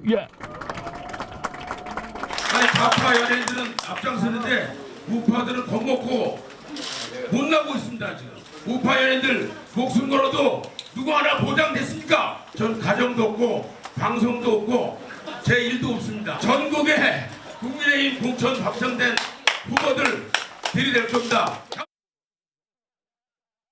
약간 뭐 들으시는 분들에게 약간 재미있게 얘기한 것도 있지만 약간 우파 연예인들이 겁을 먹고 못 나온다 뭐 이런 얘기까지 끌어나는데 이게 그러면 요즘에 이제 유명인들이 어떤 정치적 성향을 밝히고 누구를 지지한다는 게 위험한 상황이 된다 이런 뜻이 되는 겁니까 그러면은? 글쎄요, 뭐 김은국 씨의 얘기이기 때문에 저게 뭐 객관적 사실이다 이렇게 볼 근거는 일단 김은국 씨의 어떤 자기의 판단이었어요. 지금. 네, 그리고 김은국 씨는 과거에도 종종 이렇게 정치적 성향을 드러내거나 그런 발언을 하거나 혹은 선거에 참여해서 지원을 하거나 이제 이랬던 분입니다. 그런데 뭐 저는 누구에게나 정치적 자유가 있고 참정권이 있기 때문에 선거에서 특정 정당이나 후보를 지지할 자유가 있다고 생각하고요. 문화예술인들한테 무슨 엄격한 공직에 있지 않는 한 정치적 중립을 요구하는 것도 아니라고 생각합니다. 다만 이제 우리 그 문화 혹은 뭐 우리 문화예술계의 관행으로 봤을 때 그런 거를 이렇게 노골적으로 밝히거나 혹은 뭐 그런 어떤 지지 혹은 반대 행위를 했을 때 과거에 불이익을 많이 입었던 적도 있거든요. 블랙리스트도 돌았고 화이트리스트도 돌고 때문에 자체적으로 그런 것들 좀 꺼리는 이제 그런 분위기는 있는 것 같아요.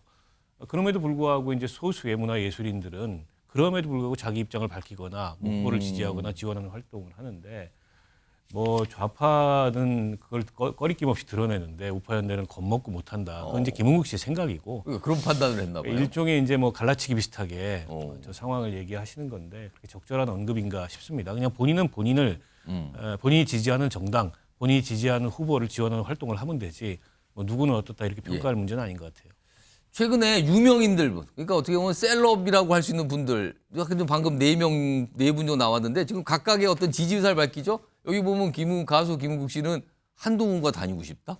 옆에 이천수 씨, 아까 보면은 뭐 이렇게 약간 봉변을 당했다 그러잖아요. 히딩크처럼 약속 지킨다, 열심히 지원하겠다. 그리고 여기 이원종 배우, 여기는 저 민주당 후보를 지지하면서 더 나은 뭐 새로운 악과의 대결 이런 얘기가 있고요. 여기 이제 문성구 씨는 조국 혁신당 지금 지지하고 있죠. 이런 상황입니다. 근데 저 아까 말씀하신 대로 이게 그 이분들의 자유죠. 연예인이라 하더라도 그렇죠. 자유입니다. 자유지요. 그리고 아까 말씀드리면 김은국 씨의 저는 이야기가 이해가 안 돼요. 우파 연예인은 무섭다? 두렵다? 그래서 뭔가 나서지 겁을 못한다. 먹고 있다? 왜 겁을 먹어요? 지금 우파 정권 아닙니까? 좌파 연예인들이 잘못하면 밥줄이 끊어지는 그런 시대를 사는데 무슨 우파 연예인들이 겁먹고 못 나온다. 저는 이런 부분들은 그냥 이제 추동하는 거예요. 우리도 나서자. 이런 이쪽에 편에 서서 연예인들이나 이런 분들도 나서는데 우리도 이번 선거에서 가만히 있으면 안 되겠다. 그냥 그 얘기하면 되는 것인데 연예인 앞장이고 겁먹고 못 나 이게 좀 이상한 좀 얘기 같고요.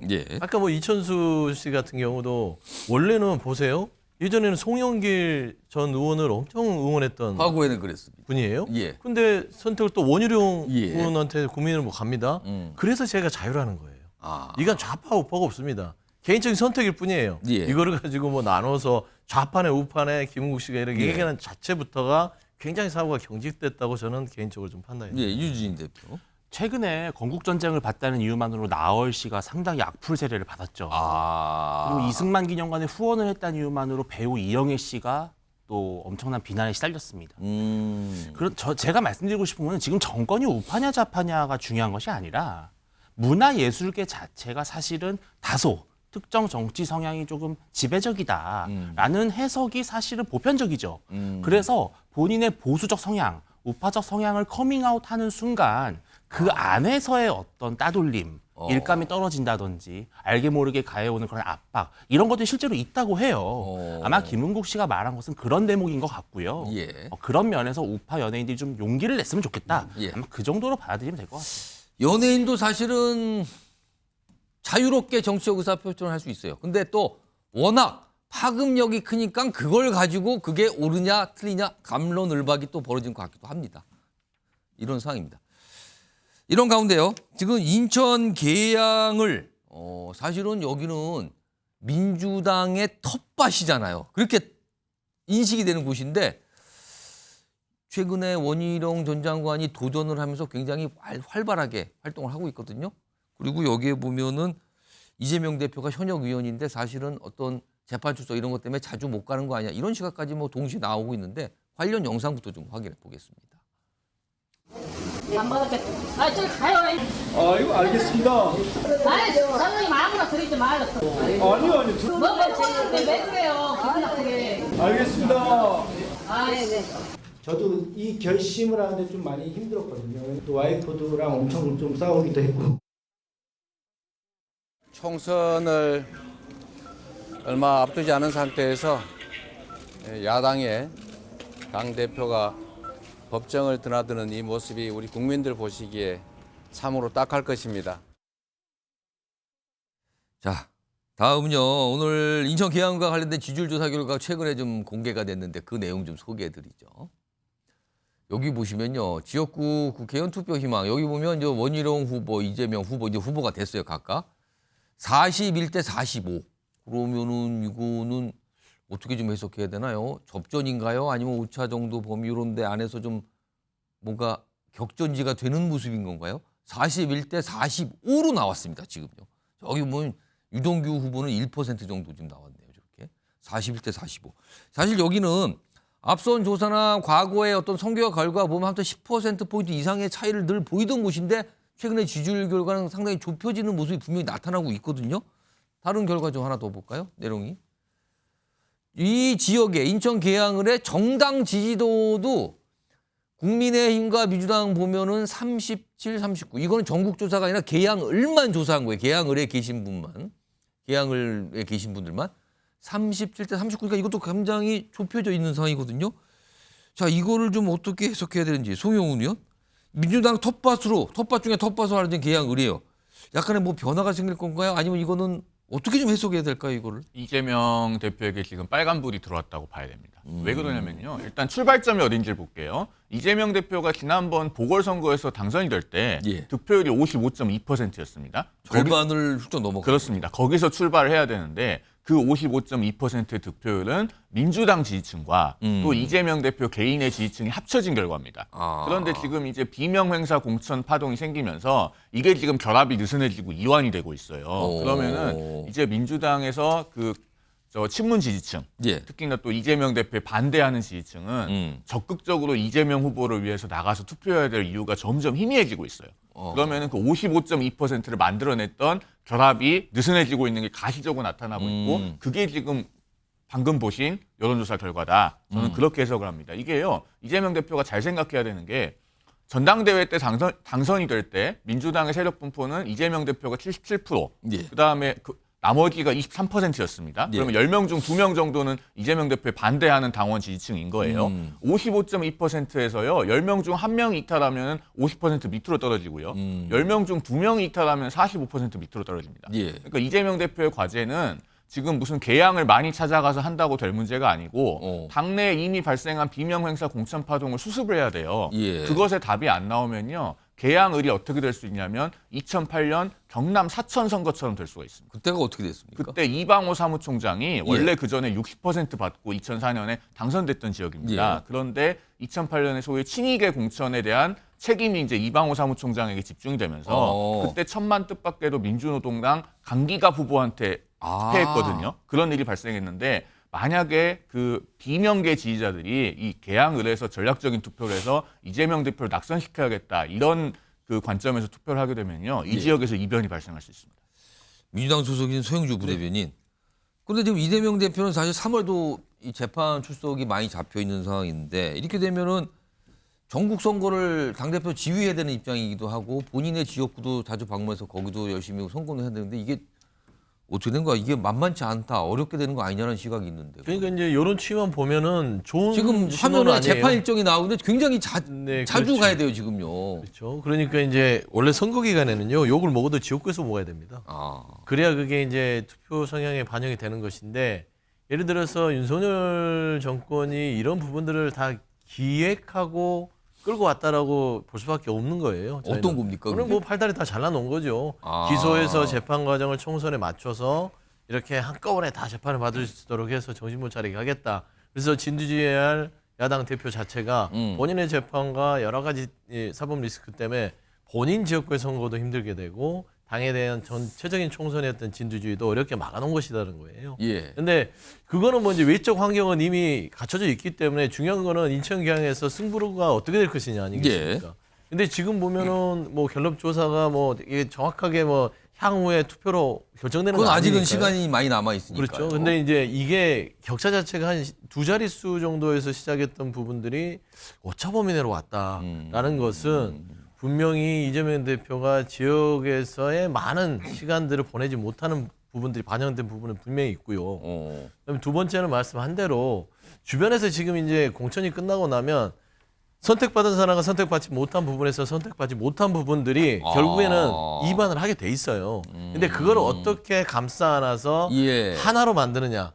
이게 관리력이고 이게 또 대표의 하나의 말하자면 숙제였는데 이걸 할 시간이 없이 그대로 그냥 총선에 들어가게 되면 조금 말하자면 좀 안 좋은 결과들을 얘기하는 부분들을 좀 계속 마음에 갖고 있을 수밖에 없지 않겠냐라는 차원에서는 좀 특단의 대처들을 좀 세워야 될 필요가 있다. 저는 그런 말씀드립니다. 지금 지지율 격차가 좁혀졌다. 근데 또 이거와 관련해서 이제 민주당 안팎에서는요. 최근에 선거구가 조정이 되면서 최종 확정이 됐잖아요. 근데 인천 계양을 지역구는 과거와 달리 조금 조정이 됐다 그래요. 지난 총선과 달리요.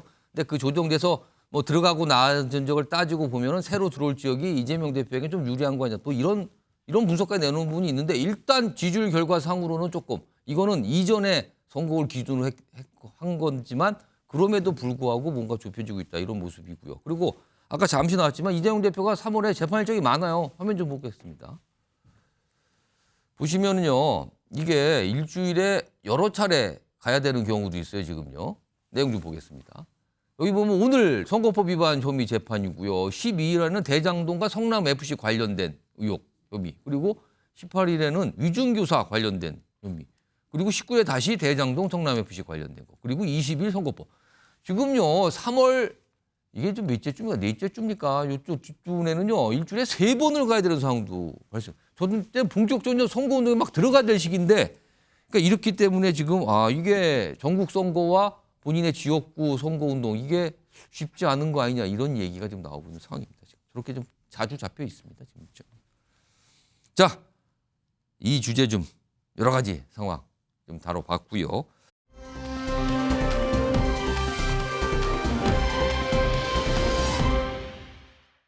결과 놀랍다. 공천 현명이다. 오늘 이런 자평을 내놨습니다. 민주당에서. 공천 현명. 그리고 이 결과를 보면 정말 놀라운 결과다. 이렇게 평가를 했는데요. 일단 그 평가는 목소리부터 좀 들어보겠습니다. 어찌됐든 경선이니까. 네, 경선이고 당원 조사하고 안심번호에 의한 일반 조사를 하는데 놀랍게도 양자의 흐름이 거의 일치합니다. 3-4% 정도의 차이가 있는 크게 차이가 나지 않는다는 점에서 놀라운 수치라고 생각합니다. 저는 민심과 당심이 일치한다고 봅니다. 특검법 표결이 끝나니까 여당 공천의 본질이 드러나고 있습니다. 자화자찬에 맞지 않던 여당의 공천이 건생구팽이라고 불리고 있습니다. 김건희 여사 방탄이 끝났으니 이제 사냥개를 사냥한다, 삶아 먹는다 뭐 그런 뜻 아니겠습니까? 이에 반해서 우리 더불어민주당의 공천은 그야말로 시스템에 의한 혁신 공천입니다. 아니, 혁신 공천을 넘어서서 공천 혁명에 이르고 있습니다. 자평을 하면서 굉장히 극찬한 거죠. 그리고 오늘요, 공천과 관련된 관계자분들도 비슷한 맥락의 얘기를 굉장히 많이 오늘 했어요.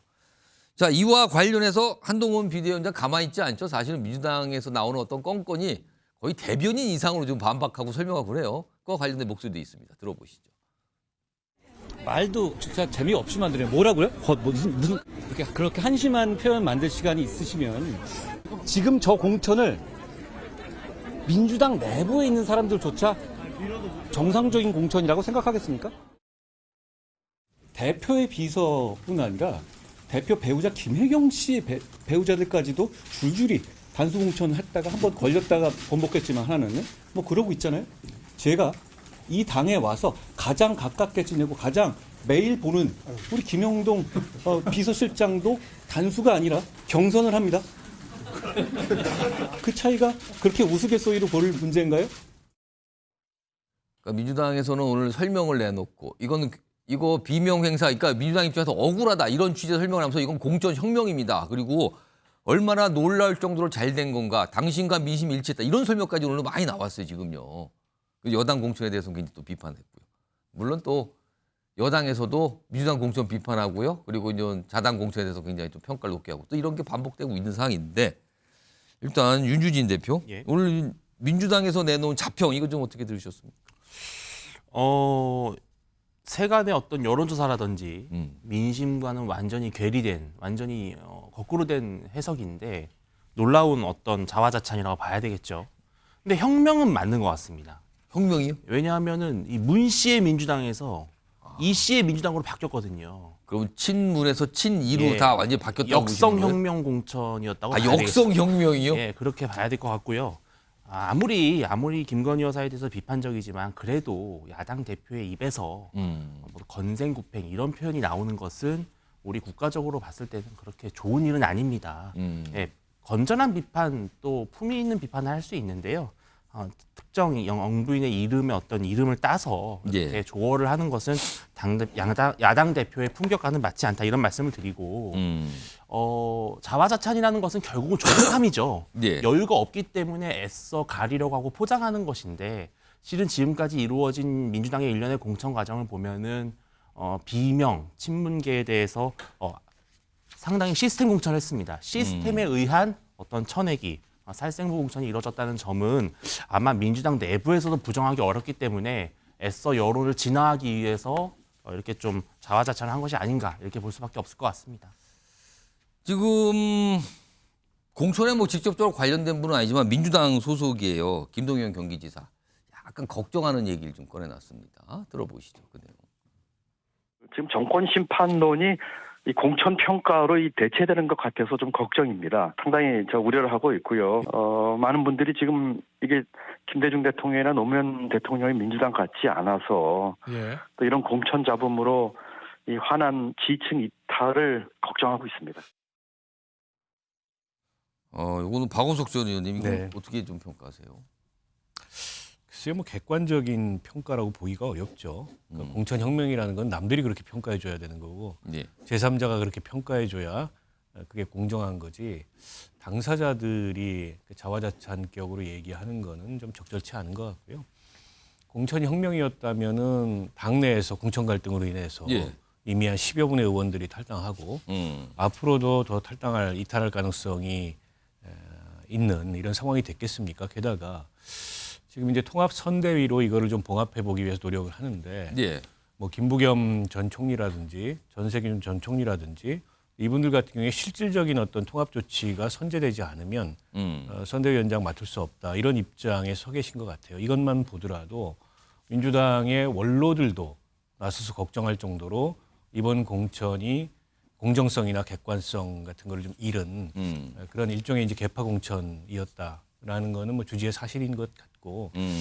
근데 이제 공천으로 인해서 당내 논란이 큰 경우에 예. 본선에서 좋은 결과를 얻은 적이 별로 없습니다. 그건 이제 여야를 막론하고 그렇습니다. 과거 2016년도에 국민의힘이 이른바 이제 진박 공천 논란을 굉장히 크게 겪었잖아요. 예. 그때 선거 직전까지 전망이 180석 정도를 할 거다 이런 전망이 있었는데 과반을 못했어요. 결과적으로 공천 논란으로 인해서.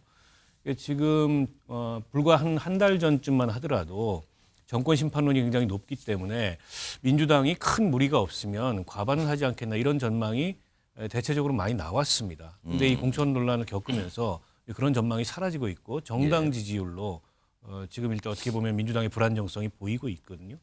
근데 지금 민주당 지도부는 애써 이런 현실을 좀 외면하는 게 아닌가 싶은데요. 예. 현실을 자꾸 부정하려고 그럴수록 그런 현실이 더 뚜렷해질 가능성이 있기 때문에 지금이라도 일종의 이제 그 현재 민주당의 모습에 대한 자기 성찰이 좀 필요한 게 아닌가 싶습니다. 지금 그동안 민주당 공천관에서 여러 가지 뒷말, 그러니까 약간 순화시키면 뒷말이죠. 근데 오늘 뒷말이 또 나왔어요, 오늘요. 오늘 어떤 결정이 나온 게 있는데 화면 좀 보겠습니다, 일단. 원래 민주당이 서울 서대문갑을 청년들이 경쟁하는 지역으로 설정을 했거든요. 그래서 뭐 여러 후보들 중에서 3명의 후보를 추렸어요. 저렇게 권지웅, 김규현, 성시훈 이런 청년들 후보를 일단 경쟁을 시키겠다 해서 발표를 했어요. 3명이다. 여기가 경선이다. 그런데요. 바뀌었습니다. 오늘. 저게 어제 나왔는데 오늘은요. 마지막에 있는 성시훈 후보가 바뀌면서 김동아 변호사라는 분으로 교체가 됐어요. 돌연. 다음 보겠습니다. 그런데 문제는요. 이 김동아 변호사가 대장동 재판의 정진상 씨 변호사라는 거예요. 그래서 일부러가 아니라 이 이름이 대장동 변호사 이런 약간 별칭이 붙은 분이 후보로 올라갔어요. 물론 앞서서 이 성추운 전 행정관 같은 경우는 과거 이제 안희정 충남지사 이 성폭력 사건 관련해서 약간 2차 가해한 거 아니냐 약간 뭐 이런 논란이 문제제기가 있었거든요. 근데 이런 거와 동시에 겹치면서 후보가 교체가 되는 상황이 벌어진 겁니다. 그러자 성추운 전 행정관이 반발을 하죠. 다음 화면에 있습니다. 아니 절차 설명도 없는 후보 바꿔치기 이럴 거면 경선을 왜 합니까? 민주당이 말한 시스템이라는 건 어디 있는 겁니까? 이렇게 반발을 합니다. 자, 이와 관련해서 오늘 민주당이 설명을 좀 내놨습니다. 들어보겠습니다. 서대문갑 그 전략선거구 경선 후보자 의결했습니다. 3인 후보로 압축됐고요. 권지웅, 김규현, 김동아 후보로 의결했다는 말씀드립니다. 원래는 김동아 후보가 아니었는데. 아, 그랬어요? 제가 그거는 확인 못 해봤는데 요 최고위에는 이렇게 올라와서 이렇게 의결을 했었거든요. 그거 관련은 아마 안규백 위원장께 한번 확인해봐줘. 그 후보 중 한 명에 대해서 여러 가지 문제 제기가 있었습니다만은 해당 후보 역시 청년 정치인으로서 매우 뛰어난 분이었습니다. 그 해당 후보가 100%의 하자가 있거나 결격 사유가 있어서 교체한 건 아니고 시민단체와 사회단체 그리고 여성단체 등에서 강력한 문제 제기가 있어가지고 국민적 요청에 기민하게 대응할 필요가 있다. 핵심적인 이유가 국민적 요청에 기민하게 대응인데 이거 소영주 부대변인 설명 좀 해주세요. 이거 어떻게 된 일입니까? 그러게요. 이게 참 설명하기가 쉽지 않네요. 아니, 그러니까 교체를 했어요. 그러니까 원래 있던 3명의 후보자 한 분이 약간 과거에 어떤 2차 가해 논란이 때문에 네네네. 문제 제기를 누군가 했는데 하필 바뀌었는데 대장동 변호사라는 별칭을 갖고 온 분으로 바뀌었어요. 그러니까 이게 이제 이 서대문 갑지역 우상호 의원이 불출마를 선언했죠. 예. 그래서 여기를 청년 전략특구로 지정해서 청년들에게 경선을 기회를 붙였죠. 주겠다. 그래서 5명을 추려서 전략공간 차원에서 오디션을 봤습니다. 그래서 그날은 발표된 게 세 명이었죠. 이제 성치훈 전 행정관이 들어간 것이죠. 예. 그랬는데 어제 발표가 됐었는데 오늘 아침에 최고위에 의결을 하는데 최종 의결된 거는 성치훈 전 행정관이 빠졌다는 것입니다. 예. 그리고 김동화 변호사가 들어간 것이에요. 그리고 의결이 된 겁니다. 예. 그러니까 이게 보통 얘기하면은 통상 조금 밖에서 보기에는 이거 뭐지 기준이 없네. 그러면은 이거를 전략공관에서 오디션에서 선발을 했는데 예. 거기에서 무슨 문제가 있었다면 그 당사자에게 통보를 해줘야 되는데 최고위 의결 전에 통보를 했다. 그리고 의결을 하는데 그럼 문제가 있으면 그 사람 비워놔야 되잖아요. 그리고 3명이면 2명만 경선을 치르면 되는 거 아니겠습니까? 3명을 채웠네요. 다른. 그런데 다른 후순위가 들어와서 거기를 채웠다는 것들은 기존의 민주당이 전통적으로 해왔던 공천 방식과는 좀 생경하다. 라는 차원에서는 조금 궁색한 변명인 것 같아요. 이런 부분들이 말씀을 드리면은 왜 비밀을 줄까? 지금 보니까 뭐 이게 정무적 판단으로 배제가 됐다고 하는데 성치훈 행정관이 이날 오디션 보던 날 본인이 갖고 있던 그 뭐 논란에 대해서도 설명을 좀 질문을 했다고 받았어요. 예. 그래서 설명을 했고 그게 가만히 돼서 3명의 후보로 설득이 된 겁니다. 그러면 그 가만히 된 게 왜 그 밤 사이에 바뀌었을까? 이거는 명쾌하지 않잖아요. 저조차도 설명하기가 힘들어요. 그러니까 이런 기준들이 오락가락하면 물론 당에서 국민적인 요청이 더 거세게 왔기 때문에 내부적으로 이 후보를 계속 갖고 가는 것들이 부담이 된다라고 결정할 수는 있으나 그럴 것 같으면 정부적 판단을 빨리 해야죠. 그러게요. 근데 이거를 밤사이에 12시간 동안 무슨 일이 있었길래 아침에 이게 발벼락을 맞은 거 아니겠습니까? 그러면 청년 정치인은 어떤 생각을 갖겠습니까? 이게 과연 민주당을 오랫동안 믿어왔고 민주당에 헌신하기 위해서 정말 활동해왔는데 이렇게 공정하지 못하게 치러지나? 라는 것이에요. 그러면 청년 특구로 지정했던 그 효과가 이 하나로 다 사라지는 이게 거예요. 약간 논란처럼 또 비춰지니까. 그러니까 정무적 판단을 하려면 전체를 봐야 되는데 이 하나를 넣기 위해서 정부적 판단을 했다라고 하면 이건 민주당의 공천 자체에 있어서도 투명성에 대한 흠집이 나는 것이고 천년 전략지구로 서대문 갑을 지정했는데 거기에 있어서도 효과를 보지 못하는 두 마리 토끼를 다 놓치는 격이잖아요. 저는 이런 부분에 있어서는 아까 수원정에 있어서 박강원 의원을 경선에 붙인 것처럼 전략적 판단들이 안 됐다. 저는 좀 그런 아쉬움들을 토로할 수밖에 없습니다. 송영우 의원. 만약에 지금 3명이 또 경쟁을 해요. 어차피 정해졌어요, 지금요. 한 분은 교체가 되면서. 근데 교체가 된 대장동 변호사라는 어떤 별칭을 갖고 있는 그 새로 교체된 후보가 만약에 3명 중에 돼서 공천이 확정돼 이겨서 공천된다면 이거 더 뒷말 나오는 거 아닙니까, 그러면은? 큰 논란이 생기겠죠. 그러니까 지금 그 대장동 변호인이라고 하는 분들은 민주당에서 하나같이 바로 컷오프가 안 되고 다 지금 경선은 최소 붙여주고 있어요. 그렇게 해서 지금 박균택 후보 같은 경우는 광주에서 공천을 받았고 그다음에 조상호 변호사 또 그다음에 김용 부원장의 변호인이었던 임윤태 변호사, 그다음에 정진상 실장의 변호인 김동화 변호사 이런 분들 다 경선을 붙여주고 있습니다. 그 민주당과 민주당 지지층이 좋아하는 영화 그 변호인 있죠. 그 영화 변호인에 보면은 그 주인공 송우석 변호사, 노무현 전 대통령을 모델로 한 건데 그 주인공이 그런 대사 하잖아요. 이러면 안 되는 거잖아요. 아주 유명한 명대사죠. 그 송강호 배우가 울분에 차서 이러면 안 되는 거잖아요 하는데 민주당에서 아마 지금 이러면 안 되는 거잖아요 하는 목소리를 내는 분들이 있을 것 같습니다. 짧게만 제가 하나 덧붙이면 이 성치훈 전 행정관이 무슨 말을 했는지 제가 정확하게는 모르겠습니다만 지금 안희정 그 지사 성폭력 사건의 피해자에 대한 뭐 2차 가해를 했다. 뭐 법원에서 어떤 얘기를 했다. 그게 뭐 논란이 되는 것 같아요. 그런 이유로 되고 있지 않습니까? 근데 이것도 되게 모순적인 게요. 그 민주당에서 그 적격심사위원회 단계에서 적격 부적격 판정을 한 달 넘게 통지를 못 받아가지고 결국에는 기다리다 못해 탈당을 한 사람이 있습니다. 안희정 전 지사의 비서였던 신용우 씨라는 분인데요. 이분이 그 재판 과정에서 그 피해자를 위해서 여러 가지 조력을 하고 피해자 편에서 진술도 하고 그랬던 분이에요. 민주당에서 이 신용우 씨가 그 예비후보로 뛰려면 적격심사 신청해야 되지 않습니까? 한 달이 넘게 적격 부적격 판정 자체를 안 해줬습니다.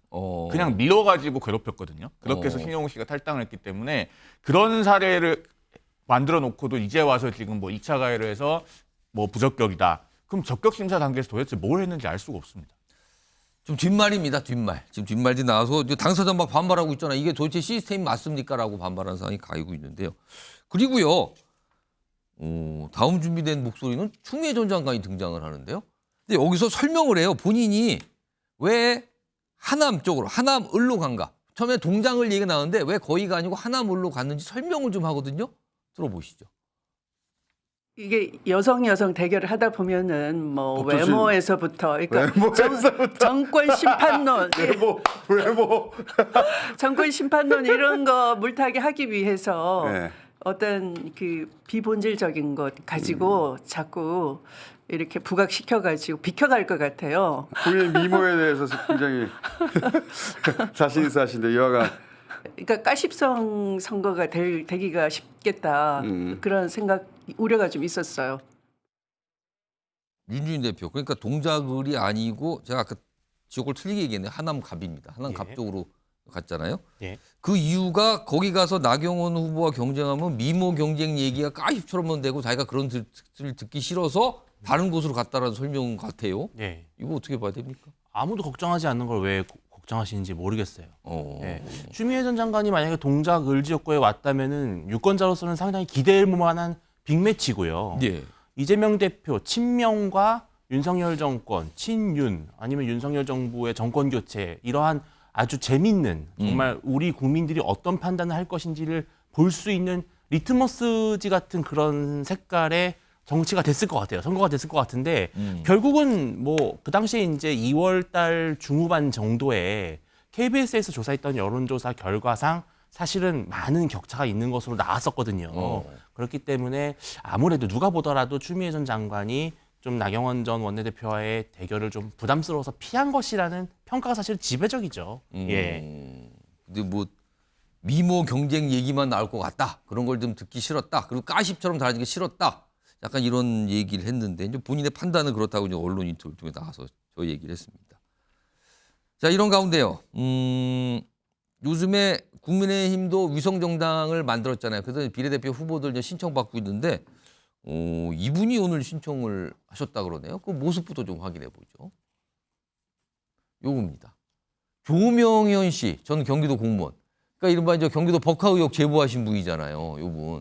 그러면서 오늘 비례대표 후보 추천을 했는데 이분 오늘 추천한 접수하는 영상이 있는지 모르겠네요. 그 내용 좀 보겠습니다. 저 같은 공직자들이 국가의 보호 없이 선출직 권력자들의 위력에 의해서 이런 상황에 내몰리는 것을 방지하기 위해 제가 제도적인 장치를 마련하고 싶습니다. 그러니까 공익제보, 그러면 이제 민주당의 이재명 대표와 관련돼 있는 제보를 한 건데 그런데 이제 국민의힘으로 가서 비례대표 신청을 했고 그리고 비례대표라는 게 또 전문성을 원래 강조하는 그런 선발이 되는데 그런 측면에서 이거 어떻게 좀 보세요? 그러니까 이분이 국민권익위의 공익제보자로 지정이 돼서 보호를 받는 그런 위치에 있었는데 사실 이제 익명성이 지켜질 수 있었습니다. 근데 이제 본인 스스로가 실명을 드러내고 얼굴을 드러내고 이제 언론을 접촉해서 그간에 있었던 일에 대해서 얘기를 했어요.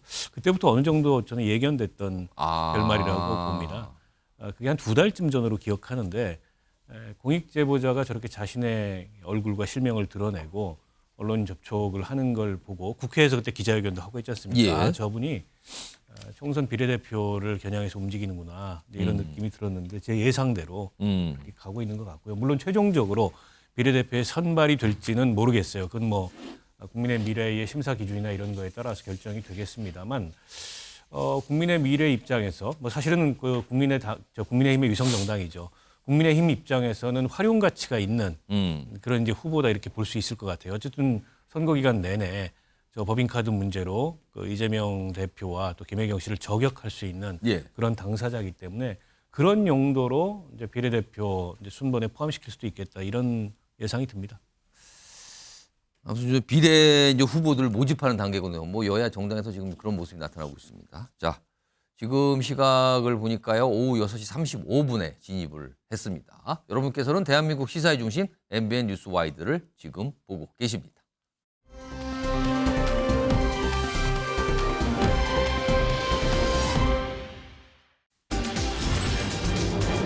자, 다음 주제 제목으로 바로 등장했습니다.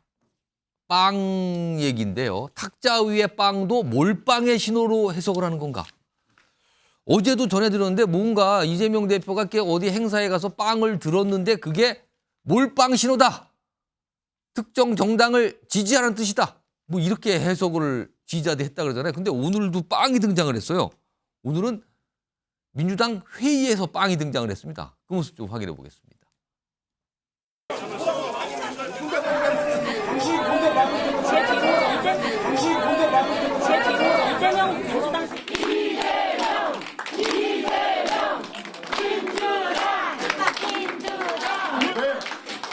네, 마지막으로 저희가 아까 5시간 정도 연습한 거 있죠? 많이들 적어주셨는데요. 다 함께 그 메시지.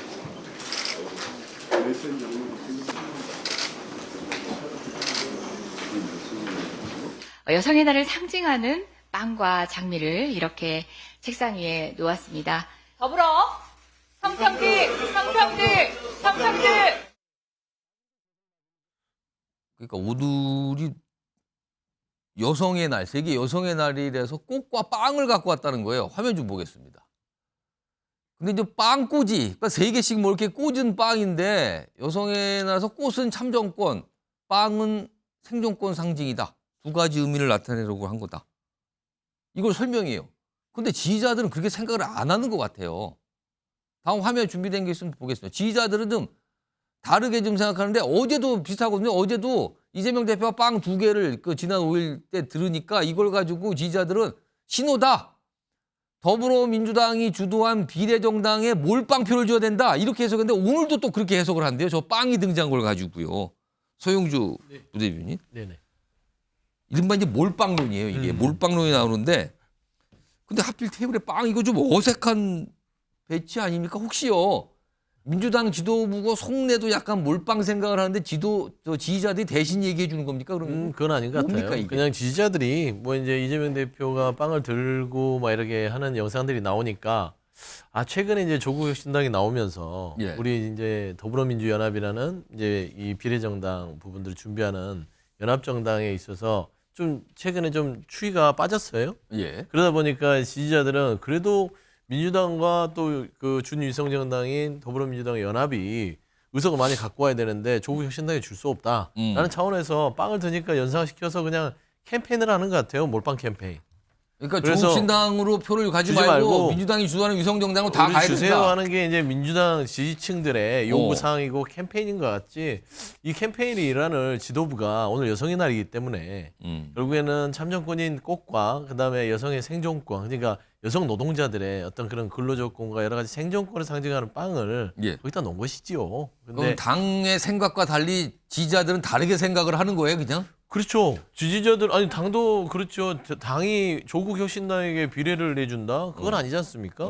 그냥 같이 어떤 목표가 명확하기 때문에 윤석열 정부에 대한 심판, 검찰 정권에 대한 심판 이 부분은 선이 갔기 때문에 승리합시다라고 얘기를 했던 것이고 결국에는 지금 현재 비례연합을 만들어서 민주당이 같이 해서 가는 방향에 있어서는 이 지역구는 민주당이 가져가고 그다음에 우리 비례연합에서 나름대로 많은 비례 의석을 가져오는 것들이 민주당의 목표지요. 그래서 이 부분에 있어서는 지금 지지자들의 몰빵론은 결국에는 조국혁신당으로 넘어가는 그 부분을 우려하는 것들이 차원에서 캠페인이 벌어지는 것이고 지도부는 뭐 저 지금 빵 놓고 하는 것들이 그거에 뭐 화답하는 차원은 아니다. 그냥 단순히 해프닝이고 오해다. 그런 말씀드립니다. 이 몰빵론과 관련해서 최근에 지금 신장식 변호사가 지금 조국신당에 가 있잖아요. 그리고 이제 박범계 의원 강우도 이제 민주당과 조국신당의 관계에 대해서 설명들을 해요. 그 얘기 좀 들어보겠습니다. 이재명 당대표와 조국 대표 간의 회동이 있었습니다. 상호 보완적이고 아까도 말씀드렸듯이 이러한 야권 연대를 통해서 윤석열 정권을 심판해야 된다라는 그러한 어떤 공동의 합의가 표출이 됐습니다. 상호 보완에 의한 시너지 효과 차원에서 보면 아주 이해가 잘 될 거라고 생각합니다. 민주당 그 이재명 대표 강성 지지층 입장에서는 몰빵론 얘기 나오더라고요. 전 당연히 그런 생각하실 수 있다고 보고요. 이 진영 전체에서 보자면 큰 손해가 아니다. 진영 전체를 보자. 홍익표 원내도 어제 그런 말씀을 하셨고요.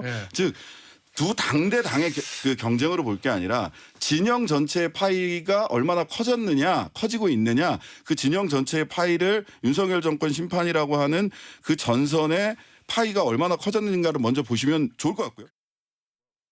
박원석 전 의원님? 지금 앞서서 지지율 소개했을 때 국민의힘이 민주당이 조금 앞서는 결과가 나오고 있다. 그런데 거기에다가 조국 신당의 지지율을 민주당과 합하면 비슷해지거든요. 그리고 비례정당 투표 의사론 조사 역시 국민의힘과 민주당만 보면은 격차가 있지만 여기에 민주당, 조국 신당까지 민주당에 합하면 또 비슷하게 나온단 말이에요. 그러면은 조국 신당이 범진보의 파일을 키우는 역할을 하는 겁니까? 아니면 잠식을 하는 역할을 하는 겁니까? 저는 그냥 있는 파일을 나누는 역할을 하고 있다고 있는 생각해요. 파일을 나눠 갖고 있다. 그러니까 이제 조국 신당의 그 기치나 혹은 조국 신당을 지지하는 그 지지자들의 성향을 보면 어떻게 보면은 민주당 지지자들 평균보다 조금은 더 강성 지지층일 가능성이 높아요. 짠만 민주당을 원하는 이런 분들의 지지이기 때문에 그게 어쨌든 민주당 바깥에서 외연을 확장하는 그런 지지층이라기보다도 있는 지지층을 분할하는 효과가 더 크다고 보고 실제 조국 신당의 전략은 일종의 이제 교차 투표 전략입니다. 지역구에서는 민주당을 찍고 비례는 조국당을 찍어달라. 뭐 지민 비조 이런 얘기도 하는데 이게 뭐 그렇게 새로운 전략은 아니고 과거에도 이제 열린민주당 같은 경우에 지난 총선에 비슷한 전략을 썼거든요. 과연 그게 이제 외연 확장이었을까? 이렇게 돌이켜서 평가해 보면 그건 아니고 있는 파일을 나누는 그런 정도의 효과일 거라고 보고요. 그에 비해서 일종의 이제 정치적 부담이 가중되는 측면이 있습니다. 특히 이제 이재명 대표하고 조국 대표 만난 장면을 보고 무슨 피고인 연대냐, 내지는 방탄 연대냐 이런 비판이 나오지 않을 수 없고요. 그리고 이제 조국 정당에서 지금 인재 영입들을 쭉 하고 있는데 오늘 뭐 황운하 의원도 들어가고 하는 걸 보면서 이거 뭐 피고인 정당이냐. 어떻게 보면은 다른 당에서 정상적인 공천이나 공직 출마가 어려운 사람들이 몰리는 정당. 당대표부터가 이제 뭐 그 항소심에서 유죄 확정까지 받은 상태에서 당을 하다 보니까 결국에 뭐 검찰 이 독재 종식이라는 명분 하에 어떻게 보면은 국민들이 보기에 공정과 정의와 상식의 기준에 부합하지 못하는 그런 후보자들이 몰려서 저 정당을 하는 거 아니냐. 그러니까 민주당 강성 지지층은 소구하겠지만 일반적인 뭐 중간층이라든지 이런 데까지 외연을 확장하는 역할을 하기는 좀 어렵다. 결국 같은 파일을 놓고서 민주당의 비례연합정당과 경쟁하는 관계인데 조국 신당의 지지율이 오르다 보니까 그게 만들어내는 결과는 민주당 주도의 비례연합정당 내의 순번 갈등을 격화시키는 그런 결과를 낳고 있다 이렇게 봅니다. 윤준희 대표. 최근에 정치권에서는 국민의힘의 지지율이 탄력을 받았다. 약간 상승세가 있다. 확실히 눈에 띈다라고 했었어요. 근데 민주당 지지율에다가 조국 신당 지지율 합쳐면 국민의힘과 거기서 거기다. 결과적으로 달라진 게 뭐냐. 이런 시각도 나오더군요. 일단 여론조사에서는 우리가 가장 눈여겨봐야 될 수치 중에 하나가 모름과 무응답입니다. 아직 결정하지 않은 투표층이 어디로 갈 것이냐, 부동층의 향방을 아직 봐야 될 것이고요. 적극적으로 양당의 지지층은 당연히 국민의힘과 나머지 민주당 플러스 조국혁신당을 합친 것이 동률의 가능성이 상당히 높습니다. 그런데 문제는 막상 선거 투표만 열었을 때 이것이 시너지가 날 것이냐, 제로섬 게임이냐, 아니면 마이너스 게임이냐. 저는 좀 봐야 될 것이 민주당과 조국혁신당이 만약에 정말 시너지를 내려면 조국혁신당은 과감하게 민주당의 정통 지지층을 파고들고 민주당은 반대로 중도로 완전히 나가야 됩니다. 실용정당으로 나서서 중도층을 확보해야 되거든요. 그런데 지금 민주당은 어떻게 보면 조국혁신당보다 더 매운맛입니다. 왜냐하면 과거 통진당의 후신이라고 하는 뭐 장진숙, 전종덕, 손술, 이석기 석방운동했던 분들이 지금 선순위를 받게 됐거든요. 그렇게 되면은 민주당과 조국혁신당은 서로 차별화를 하지 못하고 오히려 두 정당 모두 좌경화된 이념 논란에 휩싸이면서 중도층이 민주당과 조국혁신당 모두를 안 뽑는 그런 결과를 가져올 수 있어요. 그러면 두 정당이 1+1이 2가 안 된다 이 뜻입니까? 그러면은? 1+1이 뭐 1.67 이렇게 되는 그런 참사가 발생할 수 있기 때문에 저는 이것이 시너지가 나지 않고 심지어 민주당의 지지층까지 이탈하는 위험성이 있다 이렇게 보입니다. 이게 이제 조국 신당과 관련된 내용이에요. 민주당에서도 여러 고민할 것 같은데 오늘 조국 신당과 관련해서 최근에 전 영입을 많이 하고 있거든요. 오늘도 입당을 기자회견 통해서 밝히신 분이 있는데 그 목소리 들어보죠.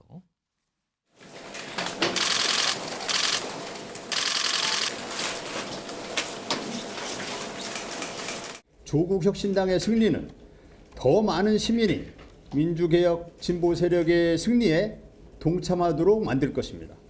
윤석열 검찰 독재 정권을 패망시키는 결정타가 될 것입니다. 자, 화면 좀 보겠습니다. 그러면은 이게 어떻게 되는 겁니까? 지금 영입한 인사하고 이 당을 주도하고 있는 조국 전 장관.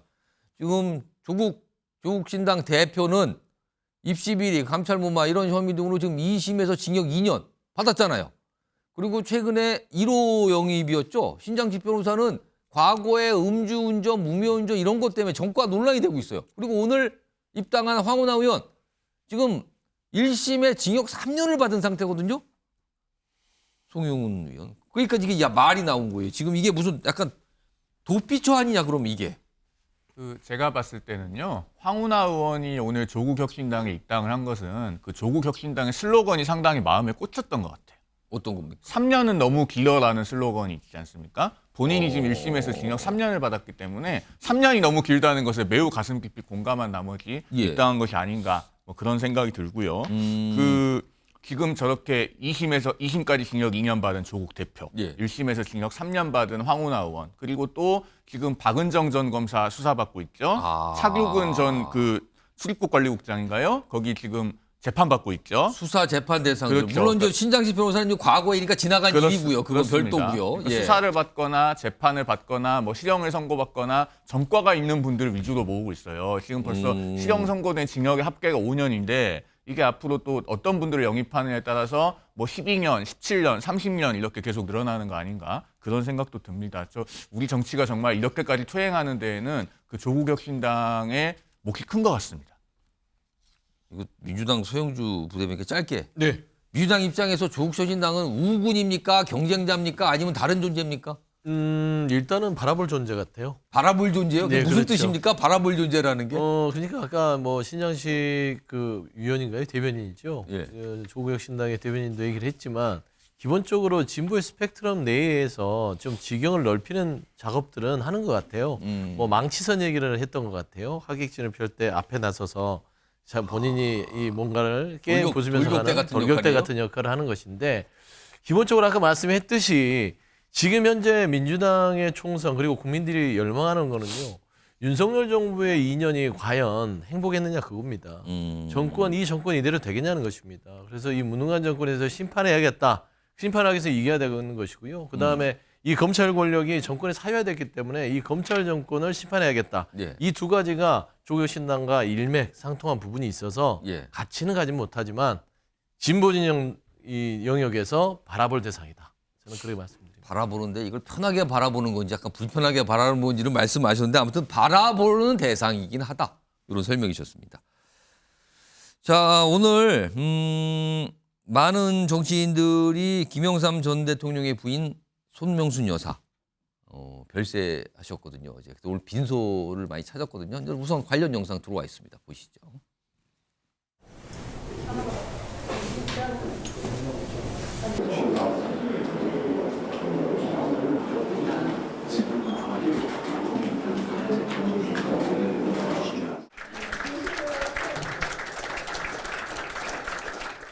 인생을 돌이켜보면서 제 스스로 잘했다고 생각되는 것이 두 가지 있습니다. 60년 전 손명순 여사를 제 아내로 맞이한 일입니다. 저 각하 뽀뽀 한번 하세요.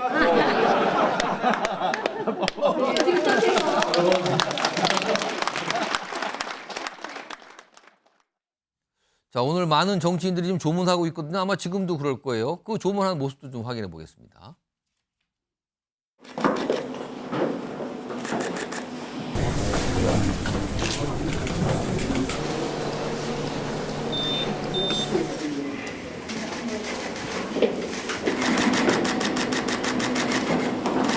삼김 시대가 완전히 막을 내렸습니다.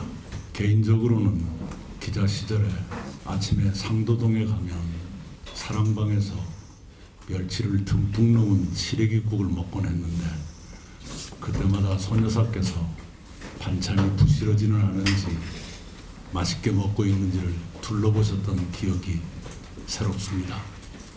참 말수가 적고 따뜻한 분이셨는데 명복을 빕니다. 황석준 의원님.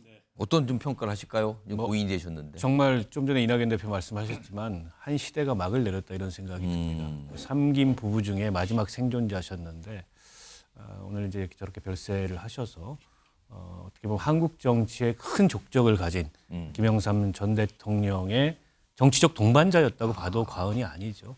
손명순 여사의 명복을 빕니다. 정치적 동반자 그리고 정치적으로 내조 구단이다 뭐 이런 이름까지 좀 있었습니다.